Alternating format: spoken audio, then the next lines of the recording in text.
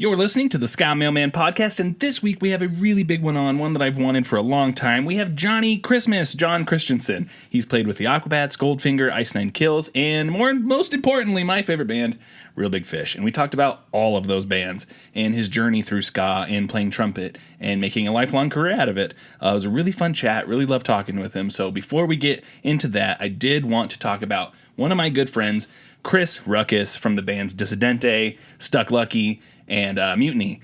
He is a fellow Ska Mailman. We're pretty tight. And he did suffer an aneurysm a couple weeks ago. And he's got a GoFundMe to try to cover some of the expenses that come along with that. He's a really amazing guy, really genuine, just loves people. He is so quick to just grab you, give you a hug, call you buddy, and love you, and just, you know, he's a great guy. So let's try to help him out as much as we can. The link for the GoFundMe is in the show notes for this. So if you can spare whatever you can, please help out. We're so close to the goal of $8,000. Right now, as of recording this, it's a little bit over $6,000. So we're super close, and your help would be greatly appreciated. But anyway, let's get right into it. This is Johnny Christmas on the Ska Mailman podcast.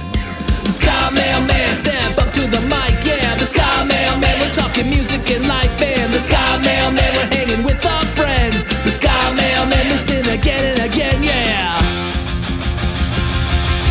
This has got to be the best podcast I've heard all week. I heard from the mailman.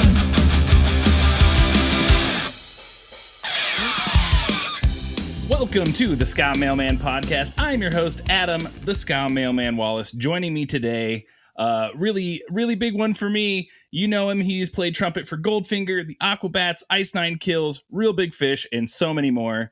This is John Christianson, a.k.a. Little Johnny Christmas. What's up, John? How are you doing? Hey. Happy to be here. Happy to be alive. Happy to be, on my 2 feet. Yeah. As we talked about earlier, this has been kind of a trying time in my life. And right. I am going to take a deep breath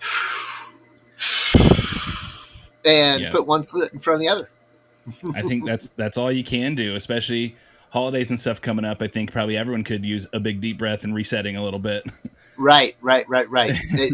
It's not when.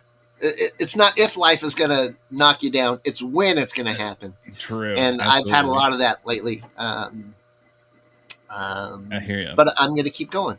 Yeah, I hear you. Well, one of the reasons I really wanted to get you on the show is obviously all of my listeners know I'm a massive Real Big Fish fan.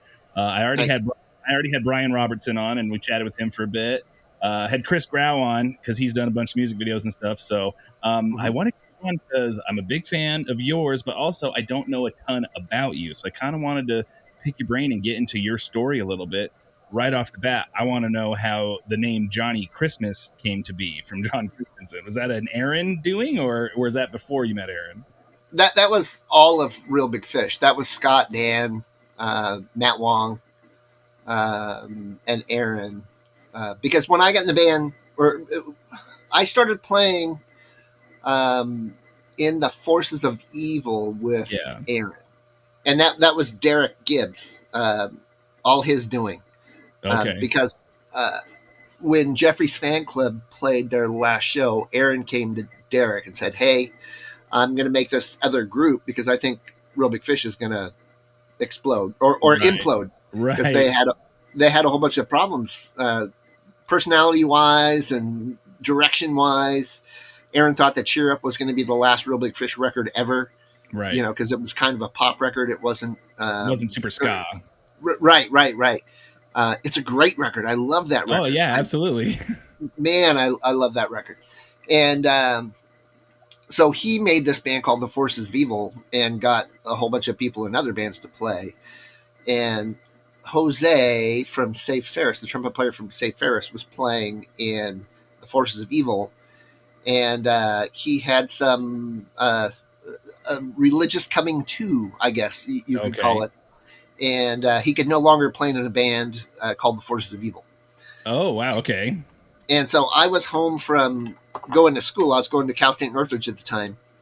And I'm in my parents' house practicing. And Derek comes over to the house and goes, "Hey, do you want to come and play a rehearsal with this band?" I went, okay, yeah, sure, let's do it. And the band was rehearsing at Justin Ferreira, the old drummer of Yeah. Real Big Fish and of Jeffrey's Fan Club. Uh, it, the band was rehearsing at his house, and I went in there and played the rehearsal. And I think on that very first rehearsal, we took a picture for the OC Weekly, Oh wow. and I didn't have a chance to say no or yes or anything. It was all of a sudden, you're the guy. And Okay.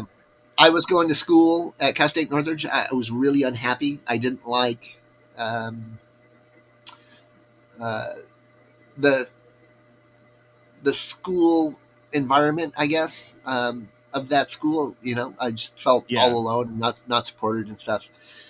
And I wasn't doing what I wanted it to be doing, which was playing awesome music for thousands of people around the world. Right. And so I started playing in the Force of Evil, and then I started handling all the business stuff for Aaron while he was out on tour. Okay.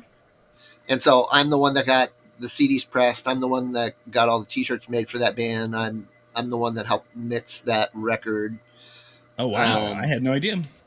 Yeah. I did a lot of stuff for that, and Aaron would.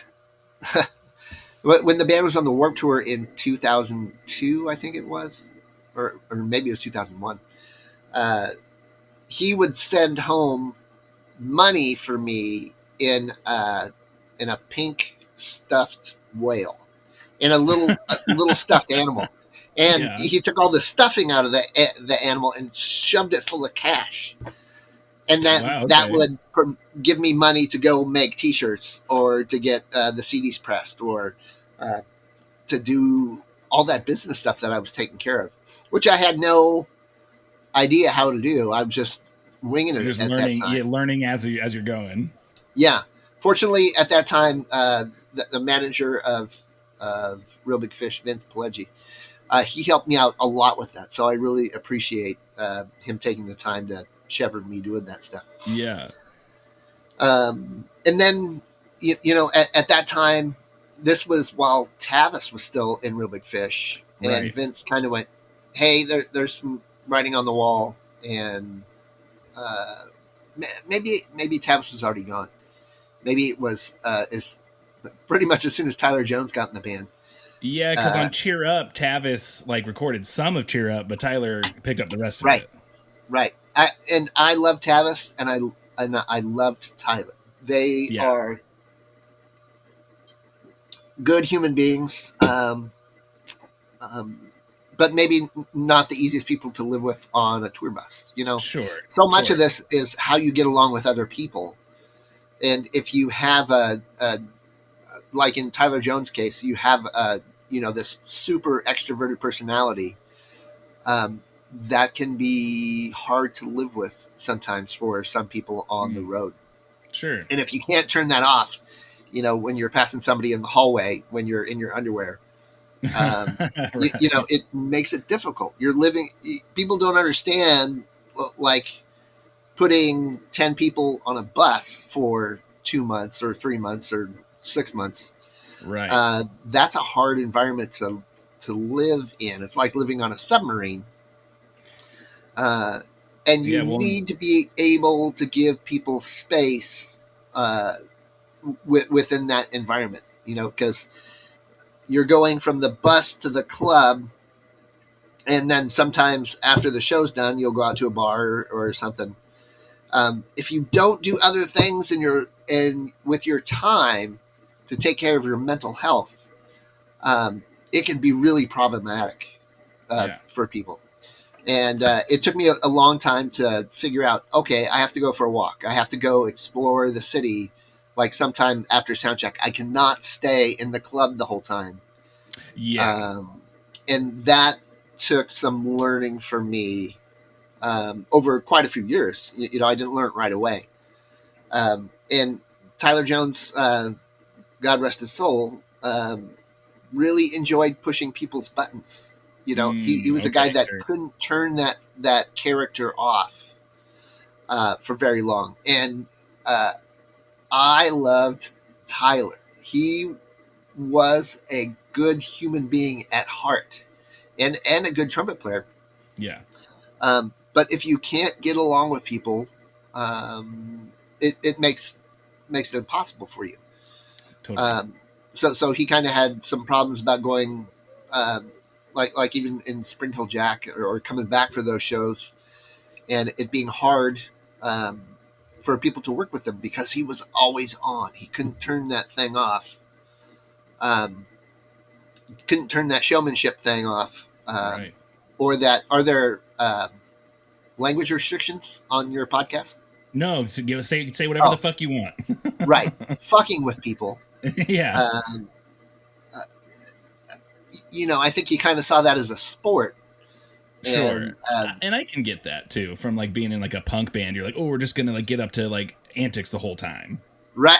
Right. No. You don't want that. Well, and then famously, Real Big Fish was on tour constantly. So you are spending a good majority of your time with these people. So I could see how you definitely want to like okay, now's the time where we're all going to be chill with each other and like not go crazy. And if you can't turn that off, that is going to cause a lot of problems. I can totally get that. And yeah, we played over 200 shows a year, every year. Yeah, right. That's why the band's not back together, because Aaron's burned out. He did totally 200 plus dates a year for 27 years. Yeah, it's a long time to be gone. And if you back to the mental health portion of it, if you don't figure out how to do it and how to take care of yourself, you're going to be miserable. Well, and I've been saying that online for a little bit now, because I do so many Real Big Fish things, is that I see all the comments, people constantly just going like, oh, when is Real Big Fish going on tour again? When is everything get back together? And I have multiple times been like, hey, everyone chill. They toured, like you said, over 200 shows a year for all this time. And now you see like videos that Krista posts or anything like that is them like walking on the beach with their dog or like making dinner. Right. And it's like, yeah, wouldn't you want that life eventually too? Like the guy put in a bunch of time. All of you guys put in a bunch of time. It's like, let's let Aaron like live a life now for a little while. He might change his mind. You never know, but everyone just chill. He's already a shy enough guy. Like, you're not going to get him out like going, hey, we want you. We need you. It might turn him off even more. I don't know. I think about that all the time. Right. You get more, bees with honey than you do with vinegar. Yeah, totally. Yeah.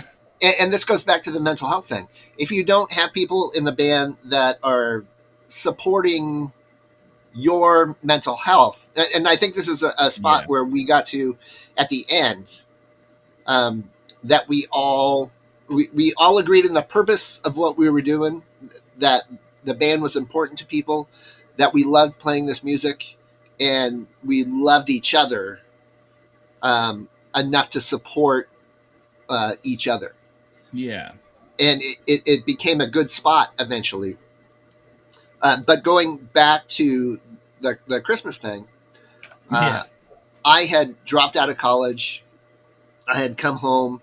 I started doing the Forces of Evil stuff. I went back to Golden West College, and I was fishing around, because what I wanted to do was play the fucking trumpet. This is what I'm good at, is playing the trumpet, and this is what I want to do since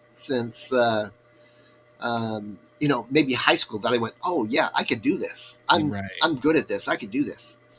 And when I got into Real Big Fish, I was ecstatic, because these guys were playing these shows in front of all these people that love this music. I have run the gamut of musical experiences. I've played super high-end stuff with studio musicians. Yeah. And also played tiny little punk rock clubs with punk rock bands. I have done it all. And there's nothing like playing a ska show. Yeah. Because all the people are there just to have a great time. Completely. Like Lee Scratch Perry said, ska music is for beer drinking and dancing. Totally. He's absolutely right. And with the little punk rock twinge that we have, and the sarcasm and stuff, It's all about that release and letting people know that you're not alone, that other people have in these same experiences. So I got there and I was so happy to be with those guys. Yeah. And they hadn't had anybody that was really ecstatic to be there and appreciated, what they do in a long time. So they started saying, every day when you're here, John, it's like Christmas. Oh, that's sweet. And so they started calling me Johnny Christmas. That's really sweet. I just thought it was based off of Christianson. I didn't know it like also had to do with like your attitude. That's really sweet. Right. Christmas rolls off the tongue much easier than Christianson. Sure. That's even hard for me to say. So I'm sure there was a little bit of that. But they were happy. And I've experienced this many times with different bands, having people in there that are genuinely grateful to be there changes the dynamic of the band. And I've seen so many people come and go in and out of bands. I can spot the signs when somebody's about to leave, or when somebody's like, "Yeah, I'm in for the cause," Sure. So it's really interesting, and this is a great thing having Dan Regan back in the shows with Goldfinger. Yeah, he left because he had a dream of opening a brewery, right? And he would talk to us about his plans and everything while we're out on tour. And then he went and left the band and made this totally awesome brewery with this great beer. And then the pandemic, killed that dream for him, unfortunately. But then a few years ago, Matt, of all people, reached out to Dan. Yeah, he's all, "Do you want to come out and play a show with Goldfinger?" And Dan was like, "Yes." Nice. And so that when we were young, when Dan came back, we never rehearsed or anything. We just go out and play the gig. And Dan and I were rooming together at the hotel at the Rio for when we were young. And hearing him, like, how grateful he was to be playing his trombone, it's so awesome to hear that, like how much he missed us and how good it felt to be back on stage. Right. And, this is a drug. Totally. Absolutely a drug. Performing is a drug. It's the best drug in the world, but it is a drug. And once you get this in your body, it's hard to shake it. It's hard to go, "Oh yeah, I don't want to do that." Right. No, of course I want to do this. This is really special, and special on many, many levels. Completely. Yeah. I've played a bunch of shows, and like every time I just immediately when I'm done, I was like, man, I can't wait to do that again. Right. Because I totally get that. And then it is something I was going to ask about was like this new thing you're doing of touring with Goldfinger and with Ice Nine Kills. You do have some of your like old bandmates back, like with Matt or with Dan and Scott on occasion. I don't know if he's doing it all the time, but I've seen like the pictures you guys playing together, and that's got to feel incredibly good, right? To have like your brothers in the horn section that you're playing with again. Right. Absolutely. It's so amazing. Yeah. I had to have surgery. Yeah. In when was it? In August. August or late September. Late.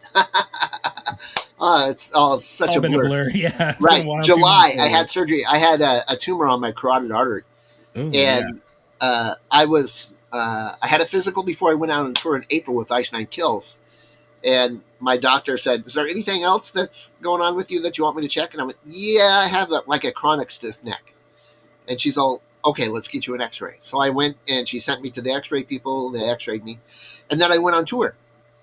And then I'm on tour with Ice Nine Kills, and I get a phone call from the doctor, and they go, "Can you come in?" I'm like, "No, I'm going to be out for another month and a half." And they went, "Well, you have this tumor on your carotid artery, and we have to bring you in and do an ultrasound." And so I talked to the surgeon, and he's all, "Can you come in now?" I was all, "No." So I was all, "I can come in at the end of June." And so I got home from because I did a month and a half with Ice Nine Kills, and then I did 2 weeks with the Aquabats, Mm-hmm.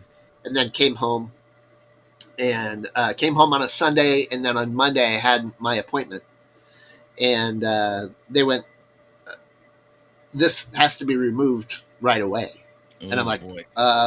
"Okay," and I was all, and the surgeon was explaining, he's all, there could be some complications. He's all, your mouth could droop on your left side, your tongue could list to the left side, you may not be able to swallow, and you may never be able to play the trumpet again. And so I am like, oh my God. And he's also, you can do the surgery on the 10th of July, or I have another opening on the 24th of July. Mm-hmm. And there was, I already had a schedule packed. I had more Aquabat shows. I had the Warp Tour in Long Beach with Goldfinger, and then another Ice Nine Kills tour, and then another Aquabats tour. And I had to cancel all that. And I was like, can I do the 24th so I can play this last show in Denver with the Aquabats? So if this is my last show, I can do it with these guys. Yeah. And go out with a bang. And so on that festival in Denver was Streetlight. And, yeah. Was that Punk in the Park? Is that the one? Yeah, I think so. Okay. Yeah, in Denver. Yeah. And so I hadn't seen those guys in a long time. So I went, hey, this is happening to me. And you know what? They all gave me hugs and told me how much they loved me. The Aquabats did the same. All these guys in these bands have been so supportive. Right. I can't believe it.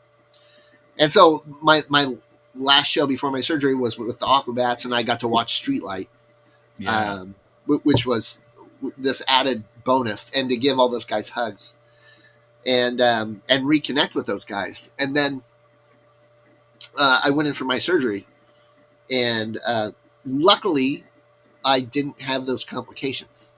That's amazing. And so I had a follow-up appointment like 3 weeks after my surgery, and the surgeon goes, okay, you can probably start playing in 2 weeks. And I'm like, I've already been playing for a week. Yeah. And so I've been playing really soft and really low, not pushing it, no pressure in my neck or anything. And he's all, how does it feel? And I went, it feels okay. So don't push it. Yeah. And then my next gig was with the Aquabats on Labor Day. Labor Day? Okay. Labor Day. I always get Labor Day and Memorial Day confused. Right. Yeah, I do too. And I work at the post office, and I just know it's a day off that I have. Right. So I came back and I played with the Aquabats, and my face was fine, but my voice was compromised. Like I'd lost about a fourth of the range, and all the falsetto stuff that I do in the Aquabats was like gone. Yeah. And it's slowly coming back. It's not 100%, but it's slowly coming back. I'm probably 80% now, and I can sing again, and it's not so crazy. But I'm tough. Thankful to be here. Yeah, my wife had a parathyroid surgery like 2 or 3 years ago, and it wasn't only until probably earlier this year that her voice was like back to completely normal. Like it does, like it goes and you get a little bit better, and then you're at like 80% for a while. But yeah, she's a singer, and she couldn't sing hardly at all for a while, but now it's like back, and she's so happy now whenever like a song comes on. She's like, I can actually finally sing this, and like it's a big deal. So I totally understand that too. Right. It's been a wild ride. Yeah. For me.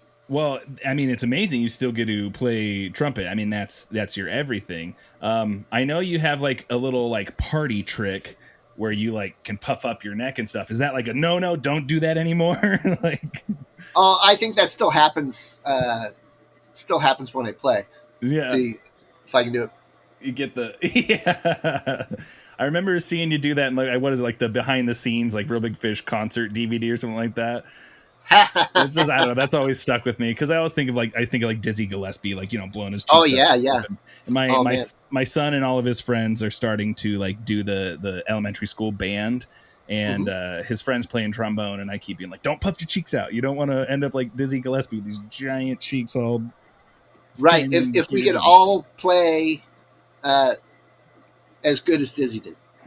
Right, yeah. Right. Well, okay, so then I want to go back just a little ways too of joining the Forces of Evil. That your first like big ska project? Like, how did you end up connecting with people? I know you've done a ton of studio work. Like, I saw that you have recorded with like Gavin DeGraw, Morris Day, 311, US Bombs, like a bunch of bands. So when was it that you first like entered like ska? Were you aware of ska when you were like younger?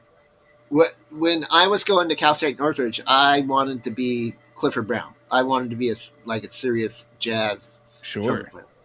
And so while all this stuff was blowing up, ska wise, um, while I was aware of it, I was just busy going to school, Totally. and trying, playing trumpet especially.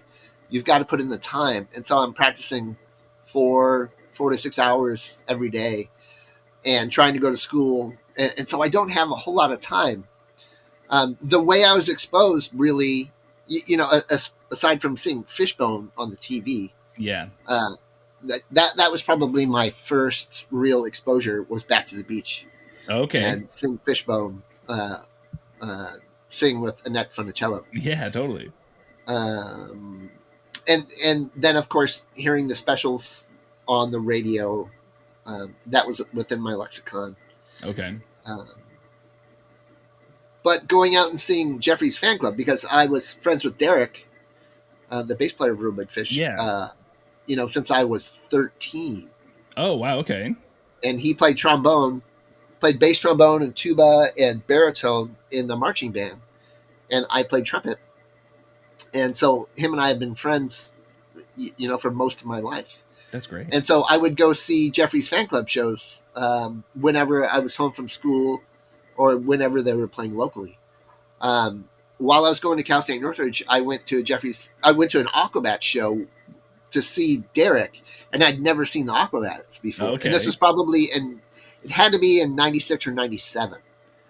And I went, wow, this Aquabats thing is really fun. Yeah. And then went back to school and, back in there practicing and trying to figure out what I'm going to do with my life. Never thinking that this was a possibility and or an option Sure. for me. I just didn't see it. It just wasn't what I was thinking about. And then when Jeffrey's fan club broke up and Aaron made the Forces of Evil, that's how I got involved. Okay. Was from Derek. Derek came over to my parents' house and knocked on the door and said, "Hey, you want to come and play in this band?" And I went, "Okay, I'll do this rehearsal." Wow. Not thinking that it was going to be anything more than one rehearsal. Right.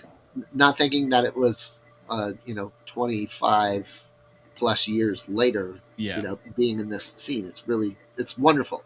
That's cool. And then did it like change kind of the way you approach trumpet? Because if you're playing jazz versus ska, that's such different technique and style. And then I know you do like horn arranging. So did you do any like arrangements for Real Big Fish or the Forces of Evil? I think everything that was in the Force of Evil was already written. Chris Cologne, the trombone player, is such a wonderful musician. He has perfect pitch. And so he would just sing things, go, here, play this, and he would sing it, and then I'd figure it out. And all that stuff was written. It wasn't until we did maybe We're Not Happy Till You're Not Happy. I'm trying to think if there was any parts that I wrote on that. And that may have all been written. Aaron also writes these amazing horn parts. Sure. I was thinking maybe Aaron probably does a lot of like, okay, I want it to be like this. Yeah. He definitely does that.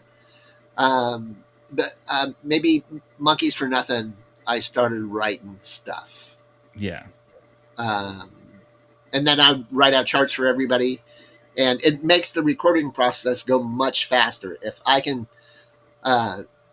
it's not faster for me. It's a lot of work for me, Sure. but it's much better if I have time to think about it and go, okay, here's the parts of the song. We need something here. Okay, I'll write something for this. I'm not going to like be held to, the stuff that I wrote. That was something Sure. that I learned. It's okay if you like this. You like this. If you don't, you don't have to use it. It was a good education in 3-horn writing, and I really like writing for 3 or 4 horns. It's really a lot of fun. And I like writing horn parts for other artists. Yeah. Well, Real Big Fish recorded like the horn section as a whole, right? You weren't doing just trumpet, just trombone. You guys, or was there much of that? From what I've gathered, it looked like it was mostly group recordings. Right. When we would record, it would always be the 3 of us playing at the same time. Later, when Matt lived in California, and Matt was in the band, and Billy was in the band, we would go up to Matt's house, and Matt would have the demos of the tune, and we would work on horn parts, all 3 of us at the same time. Yeah. So it was just a different way of doing it, and we would demo stuff like that, and then take it to Aaron, and he'd go, "Yeah, I like this. I don't like this. Can you put something else here?" And then we would come back into the studio in Orange with Dave Irish and record all the stuff that we had gone through. Right. Well, I mean, yeah, because I just feel like the best actual like horn sections in ska are the ones that you can tell they spend a lot of time together, and they like really put the parts together. Like I think Real Big Fish, I think is probably the best horns in my opinion, because all of the lines are like super catchy, and you have the crowd singing them back at you all the time, right? I mean, every Real Big Fish show I've been to, I'm singing the horn parts out loud, and like same with Less Than Jake. I feel like JR and Buddy are just so tight, and they know each other so well that those horn parts just work with each other perfectly. Right.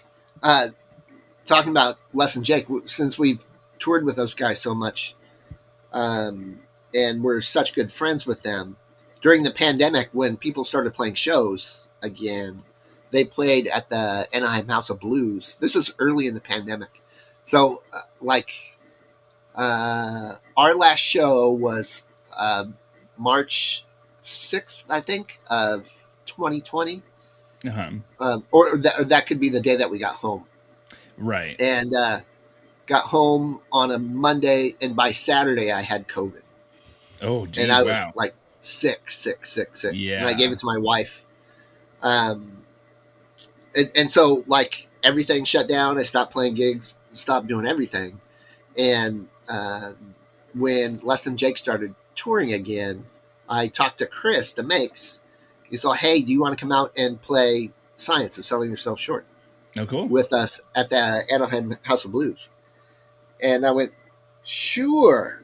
This is still when people were getting sick on tour and stuff, and bands were trying to tour, but COVID was taking people out. And so I went there, and in the middle of the show, my wife and my daughter were there, and Chris brings me out and says some very nice things about me, and it made me cry on stage. Oh, I was like, I hadn't played with other people. I hadn't done shows with anybody.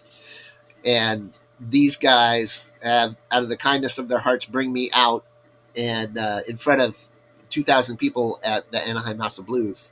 I'm like coming up and like doing this. Yeah. And then I got to play this awesome song, one of my favorite songs, with Less Than Jake. It was just surreal. Yeah, totally. All these people in these bands, Streetlight, Aquabats, Less Than Jake, Goldfinger,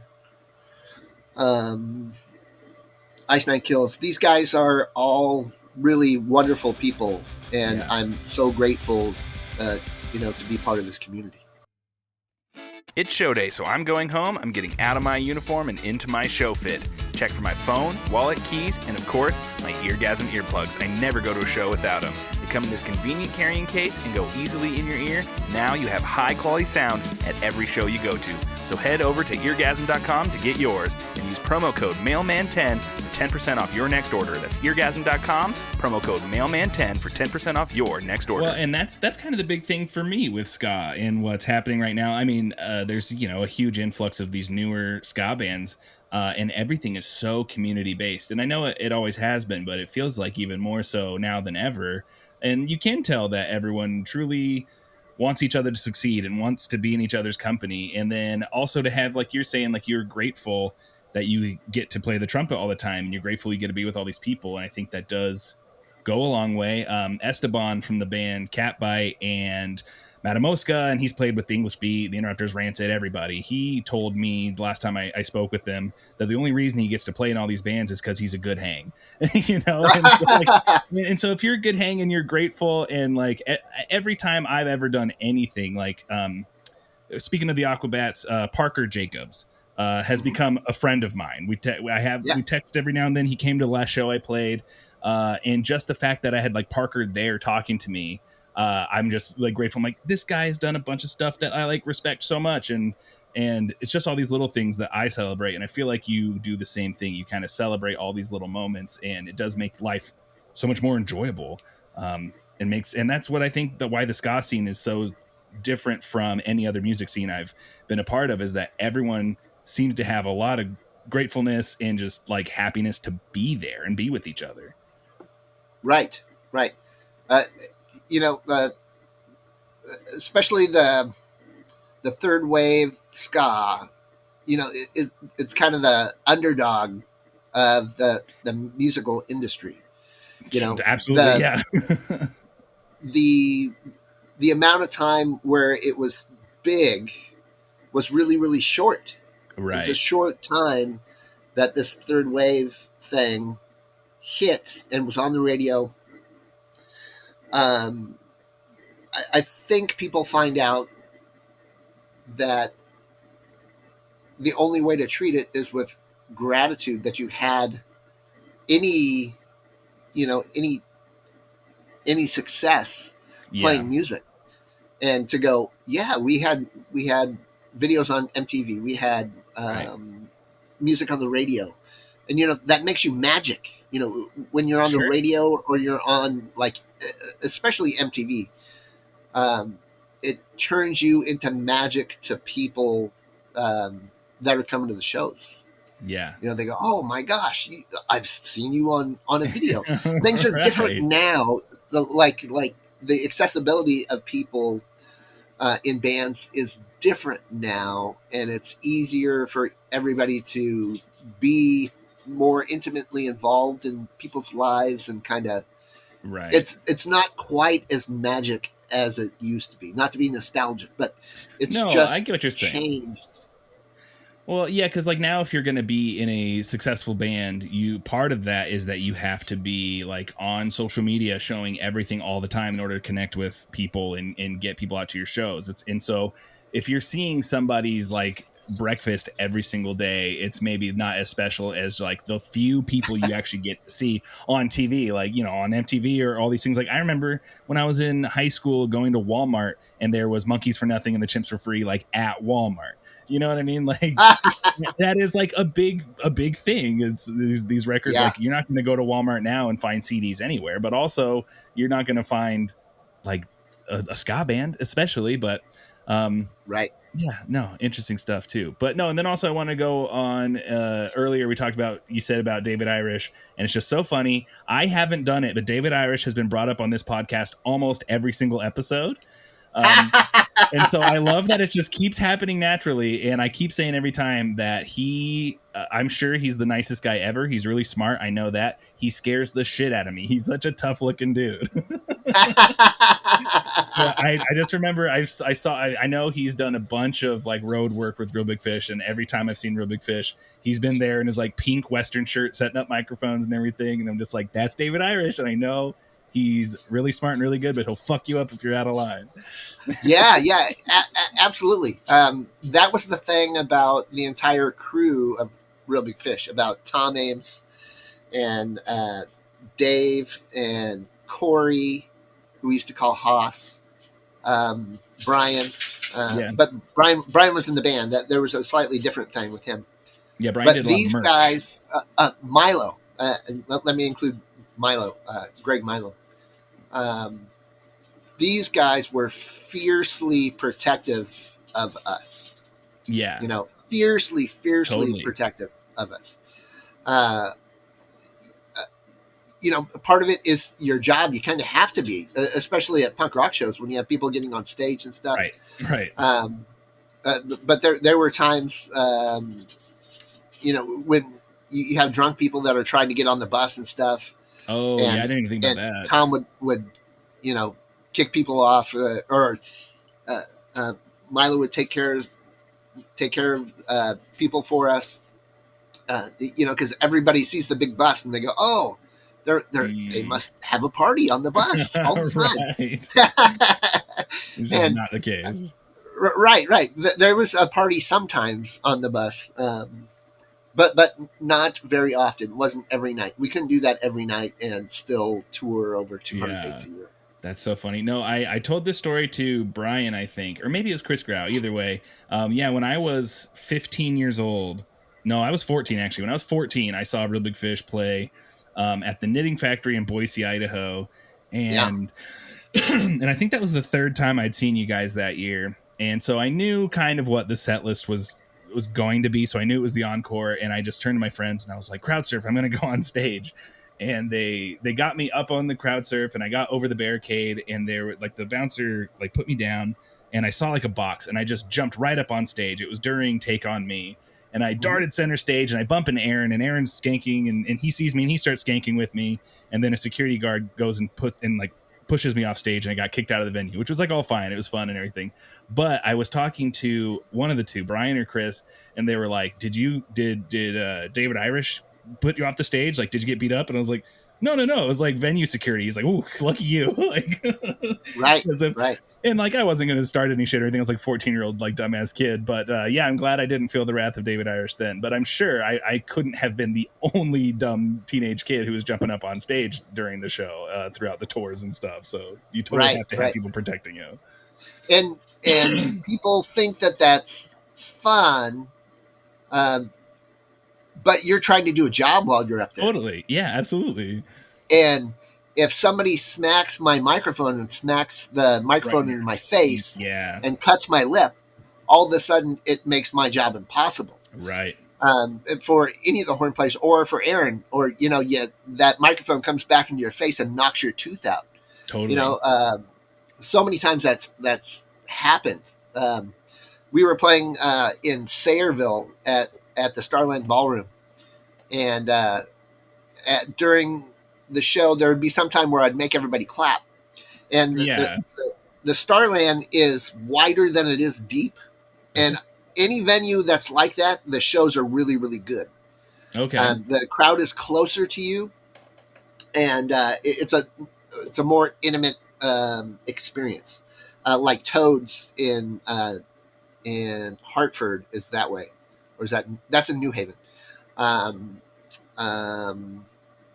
Rock City in Nottingham is like that, where the stage is wide and the venue's not very deep. Yeah. You have a great connection to the audience. So I'm walking across the monitors and making everybody clap. Yeah. And I just walk right off the side of the stage. Oh no. And smack my ass right on the side of the stage, and I fall down. And I'm like, I think Dave came and picked me up, but I was able to like cradle my horn so it didn't get smashed. And I go back behind the stage, and like my breath is knocked out. Yeah. And so I'm like hyperventilating. Okay, I'm coming back. Walk back on stage for the next song. And somebody crowd surfs right up into my microphone, which hits my horn. Yeah. Which my horn hits my face. Fortunately, I didn't bleed that night, but the bruise that was on my butt was like this big. It was amazing. That's so awesome. It's dangerous. Well, yeah, for sure. But I mean, you gotta love a good Bruce story. But yeah, that was scary. And the whole like jumping up on stage and stuff too. Like the older I got and the more like I was playing in bands and playing shows, I was like, yeah, probably not the best idea to do that. But you know, you grow up watching like Dead Kennedys videos and seeing people just, or Fear on like Saturday Night Live, people just go and like rush the stage and stuff. And it's like, I want to do that. So I get the appeal. But I Right. do think I do everything. Same with the buses and stuff. Like I know people who have been like, after, like I saw Rancid a few years ago, and this guy I knew was like, hey, let's go in the back and see if we can wait for them to get on their bus. And I was like, don't bother them like that. Like, yes, they are a band, they're there to entertain you, and like I loved everything about it, but it's like it just seems like you're crossing a line a little bit, because like it is a job. You guys are going from city to city, like you're away Right. from home, and you're performing, and it is totally a job. And I think I'd be pretty pissed off if someone just came and like invaded my space like that. So Right. And that's something that I had to learn is boundaries with fans. Because there's a lot of people that don't have boundaries, or totally. that have terrible boundaries, and will either take all of your time or try to establish relationships that don't exist. Sure. And that was something that took me a long time to be graceful with people and go, oh, I really appreciate you being here, thank you so much, I gotta go, Right. I'll talk to you another time. Right. Totally. Well, when did you start playing with the Aquabats then? Was it after pandemic stuff? I may have played Super Rad with them when we had been on tour together, because we did so many tours with the Aquabats, with Les and Jake, and with Goldfinger. Yeah. And eventually Matt and I started playing in all three bands. So we would play Science every night with Les and Jake. We'd play Superman at least with Goldfinger. Yeah. And play Super Rad with the Aquabats. I think when we did the Warped Tour cruise in 2018, I asked Christian and I went, hey, can Matt and Billy and I come out and play Super Rad all together with you? And he's like, yeah, come out. And so we did it on every one of their sets on the cruise. And after that, Christian started asking me, well, after that was the pandemic, and so there were no shows. But after the pandemic was done, that's when Christian went, hey, you want to come out and play on tour with us? I'm like, yeah, I would love to. Yeah. I get to play all this wonderful music, and with this band, which is a whole... the Aquabats is like Real Big Fish without the sarcasm. I mean, there is sarcasm, but it's not these like somewhat dark songs with this happy music. They're happy songs with happy music. They're Real Big Fish on cocaine. I mean, yeah, I'm a card carrying Aqua cadet, so I'm equally obsessed with the Aquabats.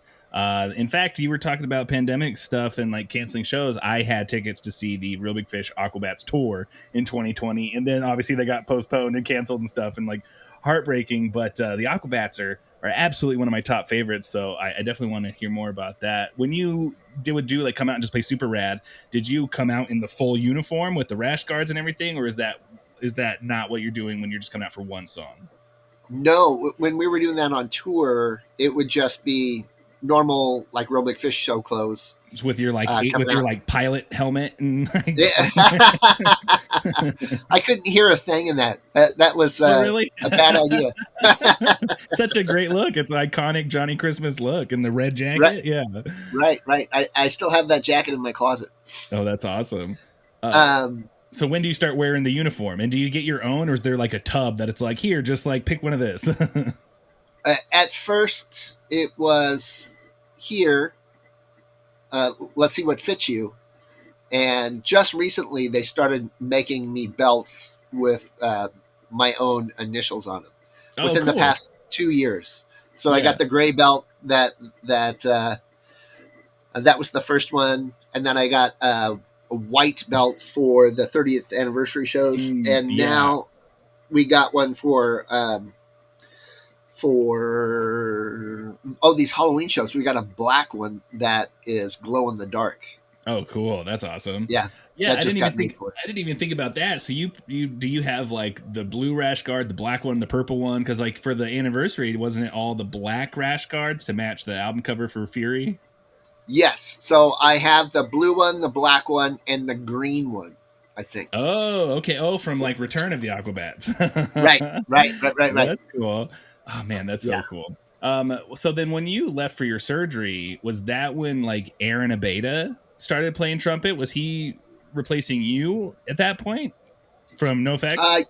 Yeah. He came in because I couldn't do that tour, and since NoFX isn't playing shows, right? Aaron still wants to make music and loves being there in with Aquabats. And so these were my first shows with Aaron.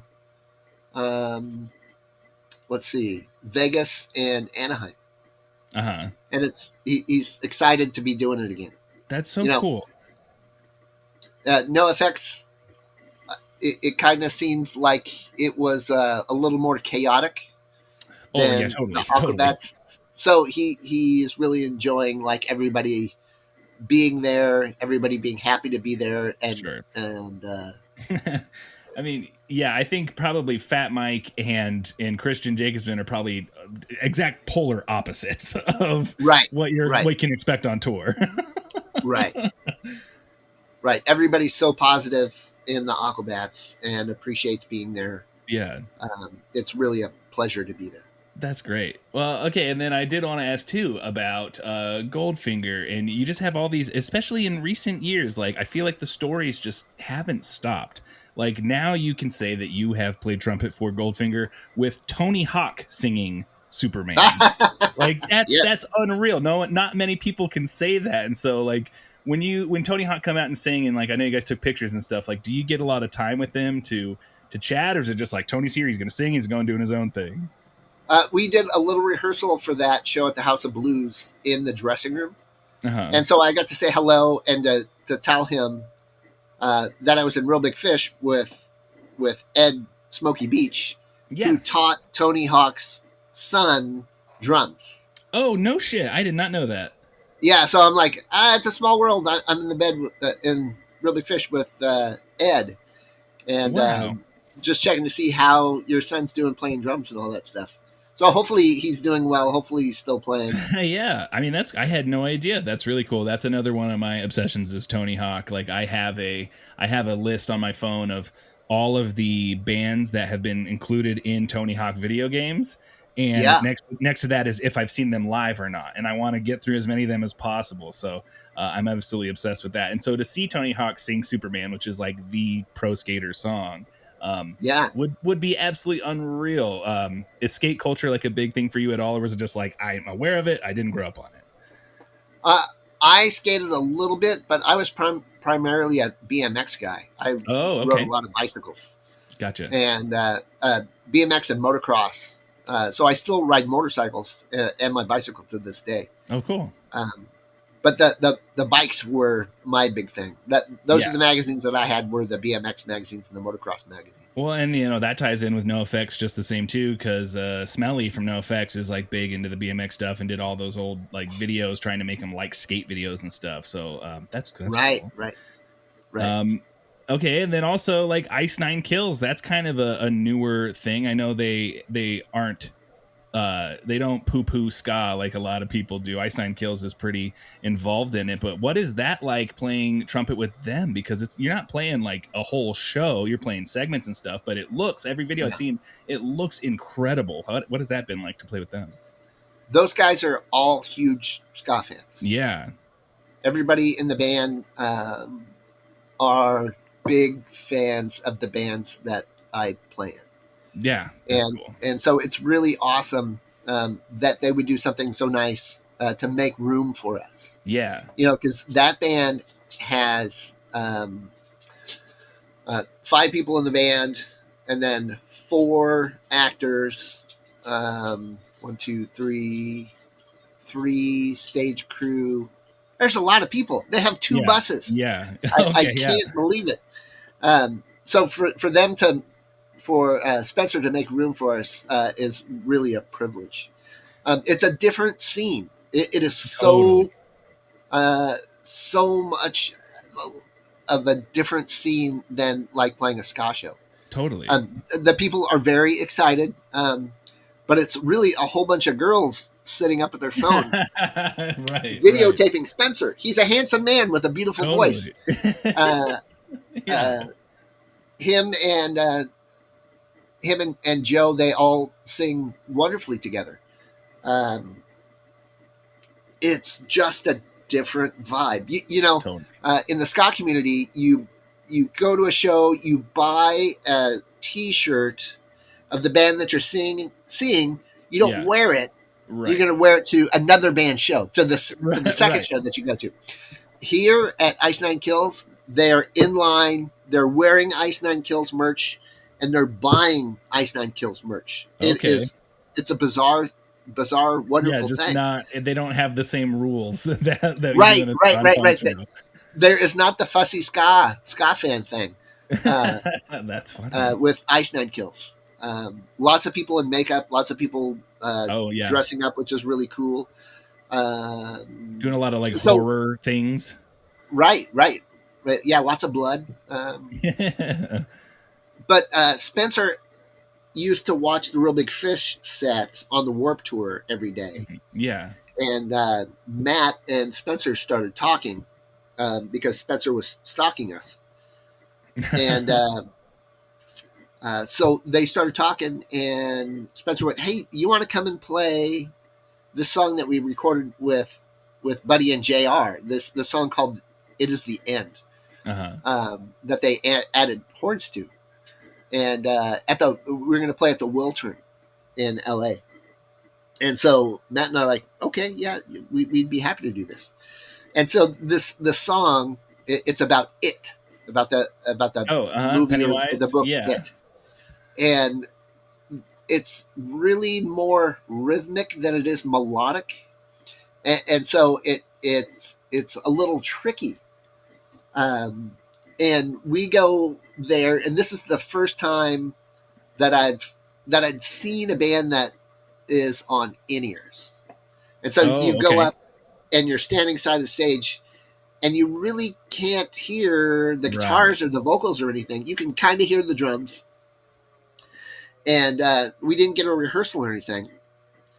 We just said, just put a wedge out there and put a little of the vocal and the kick drum and a little bit of the snare in there and the bass. Just kind of like what we do for Real Big Fish. Totally. And we went out there and played that song, and the monitor didn't work. Oh, no. And so we were playing to the PA and trying to stay in time. And that's like that little bit of a delay just coming from bouncing off, and so that's tough. Right. But it was so loud, and Matt and I we held on for dear life. And we made it through. We made it through that tricky song. And then they started playing the shows with Metallica. And they did a show at the SoFi. And Spencer again goes, "Hey, would you guys want to come out and play this show?" Oh, wow. Matt and I are like, "Yeah, we would love to." And so we got to go out and play, open the Metallica show at the SoFi with them, again, without any rehearsal. They're like, "Yep, you guys are going to be fine. You just come out and do it." Wow. And what a wonderful, wild experience. And then, we would just do these every once in a while. And Spencer goes, "Hey, come out on tour with us for a week." Okay, we'll do that. Yeah. And then once we're out there and we're playing these shows with them, Spencer's like, "Hey, you want to finish out the rest of the tour?"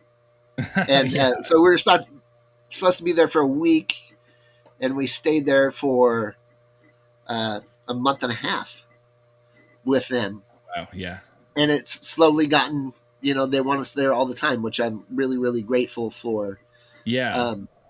Joe, the bass player, is the musical director, and he writes all these songs. And they're between him and Spencer, they're just fantastic. They're all orchestrated, like as if it was orchestrated for an orchestra. And so I was on the Aquabats tour, and they slowly started increasing the amount of songs that we're playing on.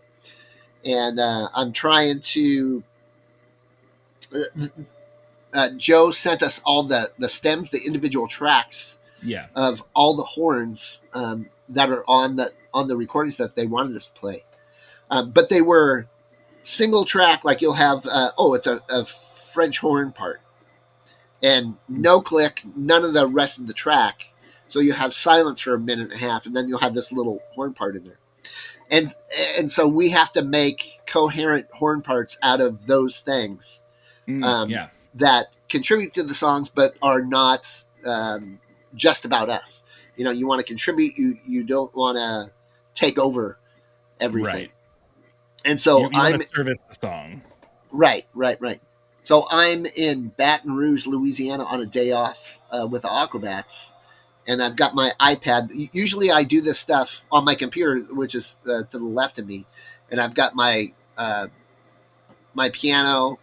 I have programs on my computer to slow things down and to loop stuff, so I can figure out what's going on. And then I have my music writing software, so I can write an actual chart, so I can remember this stuff. Yeah. And so I tried to do that on the road in the hotel. I was in the hotel foyer, not even in the room, with my iPad and my phone. And I went out and I bought a keyboard for the iPad. I bought a mouse for the iPad.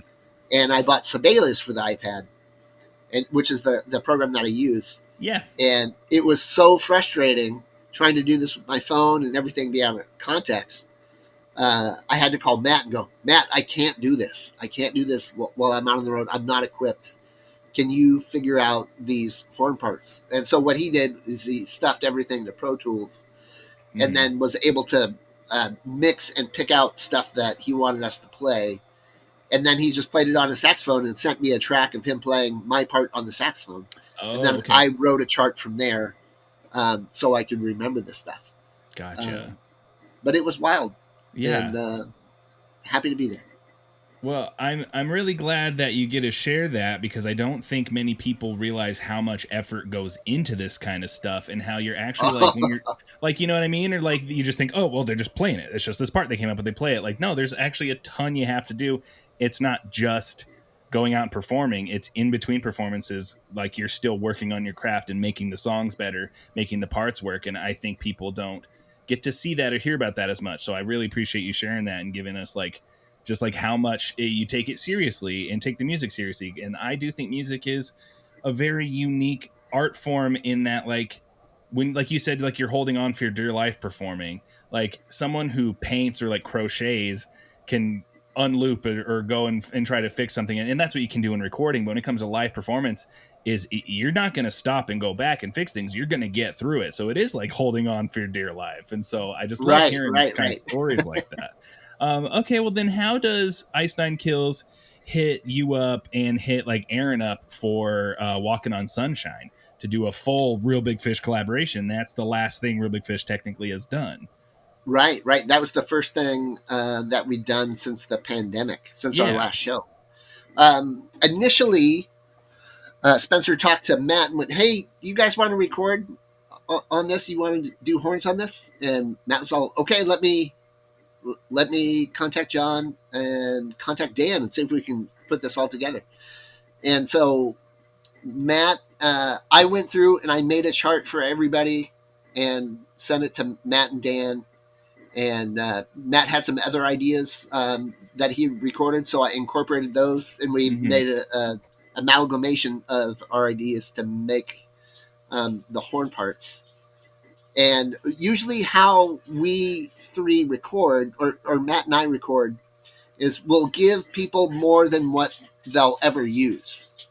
So we will record twice as many horns as we would think it's tasteful to have in a song.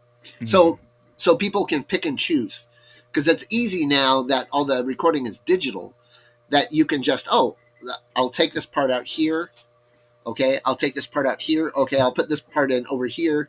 It's not so much of a concrete arranging anymore, like it was for Jerry Hay doing the Thriller sessions, or writing the horn Sure. parts for Earth, Wind, and Fire. Those were done. Yeah. Those were absolutely done. How we do it today is we give people options. Hey, you can have this here. We'll record all this stuff. You can take out what you don't want. Yeah. And the thing about about Walking on Sunshine is those guys used everything that we did. Cool. Okay.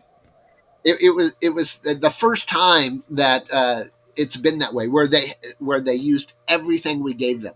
Yeah. And so we recorded that, and it was like, okay, it's just going to be Spencer. And then Spencer asked Matt, he's all, you think Aaron would sing on this? And Matt's all, I don't know. Let's find out. Yeah. And so probably after a text, because Aaron's not very phone call-y, Yeah. you text him, and Aaron did it. And when we were recording, going to record the video for that, I was pulling into the studio where it was at, and I'm all the way at the end getting ready to park, and I look in my rearview mirror and I see this Hawaiian shirt, and I put my truck in the park and I just run straight for him because I hadn't seen him in 5 years. Yeah. In 5 years, I had not seen him. Somebody that I had toured with, spent 200 plus days for 17 years. 17 years with him. Yeah. And I hadn't seen him at all. And so it was really nice to give him a hug, to let him know that I love him, and, spend 10 hours just sitting and talking with him. Dan, Matt, and I. What people don't know about doing videos, music videos, or TV show stuff or movie stuff, is you sit around for 10 hours and then you work for a half an hour. Right. That's the way it goes. I've been in several movies, several TV shows, several music videos, and it's mostly just sitting around. So it was nice to get to spend time with him, with those three guys, with Dan, Matt, and Aaron, just talking and seeing how everybody's doing. I miss doing that.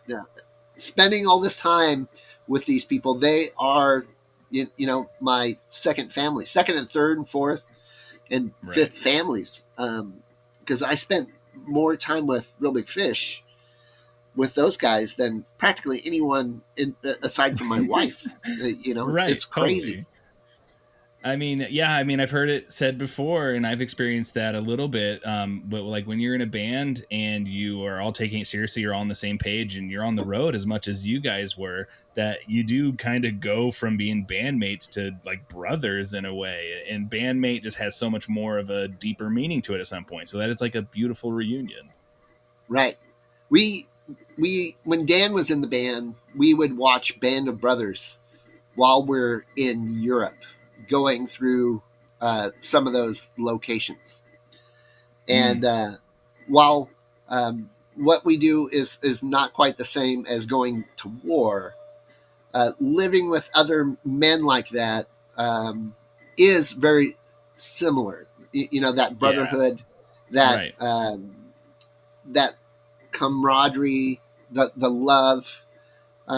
It's really, really special. And I totally understand why people would dedicate themselves to being in the military or being a police officer or being a firefighter. Sure. Being in a band is very, very similar to that without the death, hopefully. Hopefully. Yeah. Hopefully. Well, I think that's a great spot to end it. Johnny, thank you so much for coming on and taking this time to talk with me. I hope that the next time Aquabats or Einstein Kills or maybe Really Fish, that'd be cool, but I'm not putting it out there like I said earlier. Next time you guys are in Boise, I'll definitely come out and try to catch you. Do you have anything that you want to promote right now? Oh, promote. I'm trying to think. There's a new Einstein Kills song called the Laugh Track, which is really, really neat. We wrote harmony parts for that. The Aquabats have a new video out called Spider Love, which is hilarious. be kind to each other. Everybody needs kindness. The world needs more kindness. Perfect. Yeah, and I know you've gone through it the last few months. I feel for you. It's only going to get better. All the ska people love you. We're here to support you, lift you up, and we love all the work you do. We appreciate you. I'm going to read this thing, and then we'll get out of here. So thanks for listening to the Ska Mailman podcast. Be sure to like and subscribe, share, and leave a 5-star review on Apple Podcasts and Spotify. It helps a lot more than you think. Follow me on all of the socials at the Ska Mailman. You can send me a postcard or a letter or a package, whatever you want, to the Ska Mailman, P.O. Box 4351, Boise, Idaho 83711. If you leave a return address, I will always write back. And this podcast is part of the Never Phase Network, a collective of creators keeping the spirit of the scene alive. If you're into band deep dives, scene nostalgia, and creating a healthier and safer space for the future, or just screaming the words to your favorite songs, you can discover more shows and creators at neverphasenetwork.com, and follow us on TikTok and Instagram at Never Phase Network. And like Johnny said, be kind to each other. Thanks so much, Johnny. Appreciate you. Thank you so much, Adam.